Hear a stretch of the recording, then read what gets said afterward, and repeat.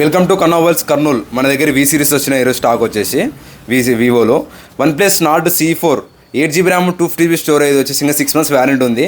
ఇది ఓన్లీ మనకి 16,500 మాత్రం వస్తుంది. 8GB RAM 250GB storage in display finger print ఇది వచ్చేసి ఓన్లీ 16,500 వస్తుంది.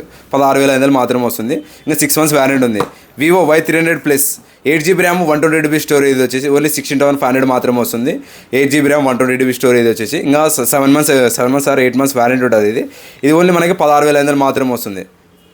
వివో Y39లో 2 మోడల్స్ ఉన్నాయి.